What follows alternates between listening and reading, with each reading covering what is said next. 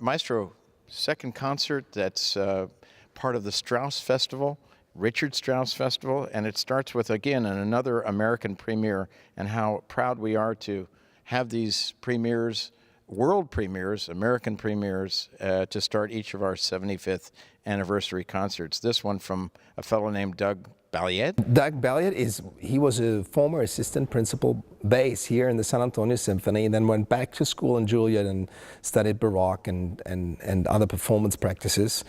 I met him early on my first visit here as a very creative guy.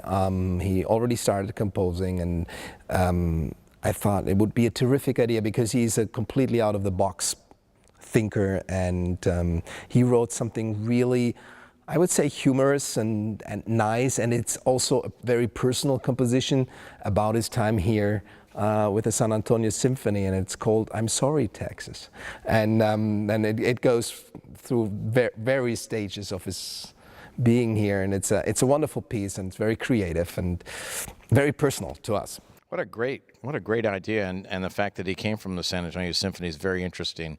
The second piece on the program is the Don Juan, and of course, just last week, this is going to be on January 23rd. The concert prior to this featured the Don Giovanni Mozart. So here we have Don Juan and Richard Strauss and his take on the same character. The same characters, and actually also the same characters as in Mozart's opera. You hear Donna Anna and Zerlina, and all of these characters appear, except for Don Ottavio, because Strauss never liked tennis. Nothing needs to be said about Don Juan. It's probably the most important tone poem ever written, and every orchestra, it's a signature piece, and it's like an audition piece for the entire orchestra. We have it on auditions for the individual musicians. It's very important for the oboe, it's very important for every string player, and it's just a fantastic, exuberant piece full of testosterone. I mean, it's just an overload of testosterone in this piece. Well, later on, just as a hint, we're going to get to Rosenkavalier, and the Strauss's treatment of the tenor there in the first act is not very pretty, because it's a beautiful aria, and he cuts him off as he's about to hit the... Yeah, he cuts him off, and it's very tough to sing. It's very tough to sing. But in this program, I think we present on both corners the most important pieces Strauss has written, finishing with Till Eulenspiegel. But in the middle is Korngold, another Viennese. Well, if I might say, Strauss is not Viennese. By no means he's Viennese. He's from Munich, very far from Vienna, a completely different world.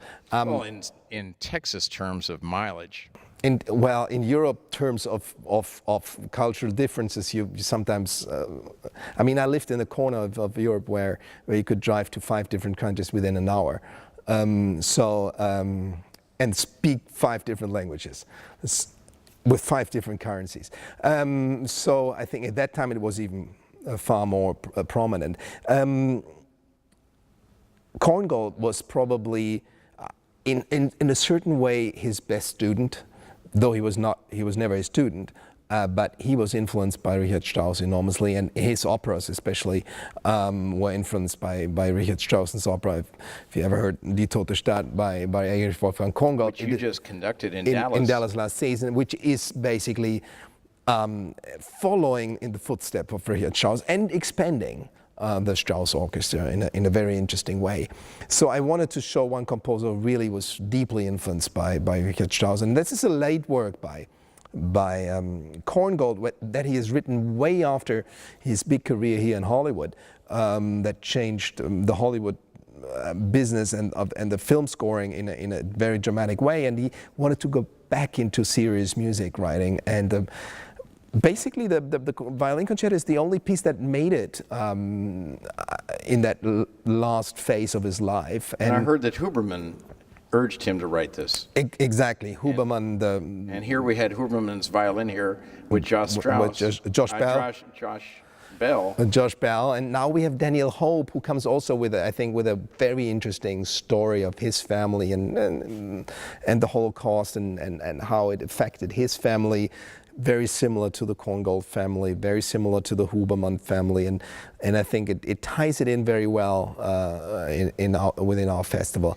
Well, it's like, to me, that the violin concerto is so lush, like his movie scores. Yeah. Just lush and just like warm butter on hot toast. It's just... And it quotes from his movie scores. Exactly. There's another piece in this program, I think, which is really interesting because it has been world premiered in San Antonio. A work by Richard Strauss, which is, I think, quite amazing. But no, world premiered. It hasn't been played in Europe before. So, and that is the Josephs-Legende, the fragment on Josephs-Legende, meaning a suite from the Josephs-Legende, which is an hour-long ballet. And he wrote this 25-minute long suite for Max Reiter, who we got to know in the pit of the Berlin Opera House when Reiter was playing the celeste part of this very score and when Strauss was conducting. So we are resurrecting this piece again, which is not performed so often, but it's a great orchestral piece. Later Strauss, a great take on the biblical story. Some of the most overlooked people on the most overlooked person, I think, in the biblical history, Joseph. The stepfather, let's put it that way, of Jesus. And it's quite an interesting ballet as well. It's not known that well. It's not played that often. No. And I understand was suggested by, or written, the librettist, it's a ballet, I guess, as well, by Hugo von Hofmannsthal. Exactly, yeah. And how interesting. That's very interesting that we're going to get to hear that. Finally, another tone poem of Till Eulenspiegels, Merry Pranks. Yeah. I mean, as I said before, this is probably the most brilliant and exuberant piece.